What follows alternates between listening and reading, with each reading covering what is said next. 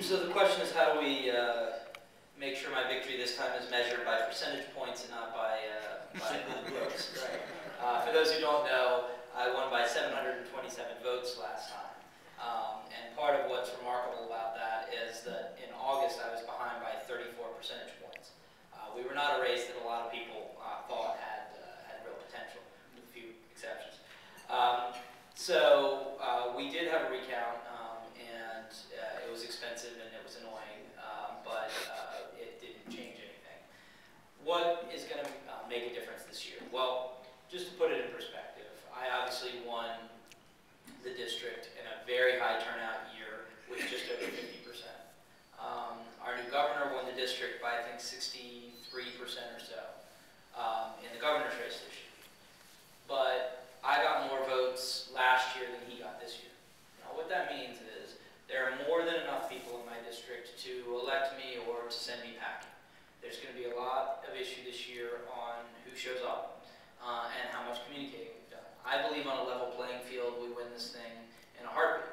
I think we're standing on the right side of things. I think it's making a difference. I think we have brought so much, not just direct investment into Southside and Central Virginia, but I think we fought for policies that are going to make the area more competitive and make quality of life higher. But in a situation where the other side spends $1 million in negative ads, and our response ads, there was maybe $35,000 worth of positive versus $1 million of negative. The robocalls are every week, and a lot of them are into the district. The last few days, they've almost all been coming from out of state, which is odd. If one side is saying with absolute confidence, this is going to be hell on earth, and the other side says nothing, people start to assume, well, maybe the hell on earth thing is right. We've got to push back, and we are going to do it the way we did before, in an unconventional way. We put one of the nice things last time about having a race that no one thinks you can win is no one really cares how you run it. When I started out, people said, well, whatever you do, first of all, you can't win. If you're going to win, you need to win by basically saying you're a former Republican and that you agree with everything the Republican Party stands for. You just think they've gone too far. And third, whatever you do, don't talk about the fact that you lived in Africa for 2 years and worked there, because rural voters won't like that. And I said, well, maybe the reason rural voters don't like you and you have so much trouble with them is that you think they're a bunch of reactionary morons, when in fact they're good, decent people. And I did go out and talk about that, and I talked about the fact that I felt called by my faith to address issues of human suffering, and I was going to go wherever I saw that and try to make a difference.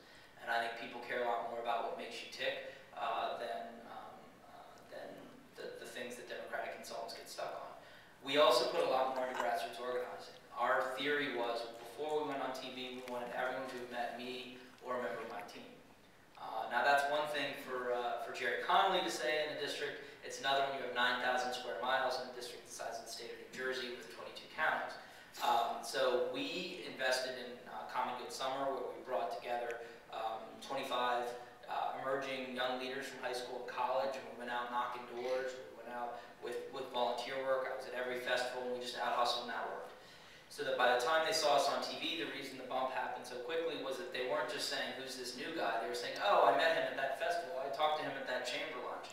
There was a way in which we were closing the gap. The other side was trying to create of othering us as something different, something from the outside, something you don't know.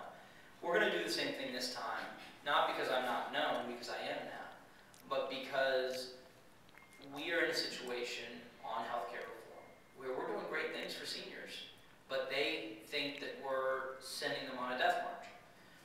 It takes about 3 or 4 minutes to actually explain what's going on and explain why we're extending the Medicare trust fund that could run out, why we're bringing down the cost of prescription drugs, why we're going after the people that are abusing the system and using that to make sure that those people who are in the system get what they deserve, and that we're going to pay doctors a decent rate so they're not going to just cut off and stop covering Medicare patients and seeing Medicare patients. These are really important things to seniors. It takes 3 or 4 minutes on the phone. Someone was saying earlier that they're already doing some phone banking for us. And thank you. It's going to take that. This is going to be a neighbor-to-neighbor kind of campaign. We need the resources up front early in order to be able to know that we're going to be able to cover that through. It's very different than just saving up for a TV We are trying to build, again, a network of validators and advocates across a 22-county district. It's going to take probably $2.5 to $3 million. We have been very steady on fundraising, over $1 million, and I don't take money from lobbyists or corporate PACs, and we've still been able to raise over $1 million. This is an opportunity. Now, our race, whether I like it or not, has become a little more than just whether we're going to hold the 5th district. Because the traditional thing to do when coming into getting elected seems to be to run as a progressive or a populist, get to Washington, associate yourself with centrist or corporatist groups, and run to the middle and sort of triangulate against your own party.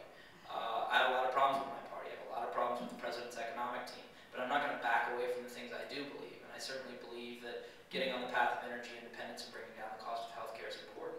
That doesn't even seem to me like that crazy of a thing for a Democrat to believe, since they're two central planks of progressive thought in the Democratic Party.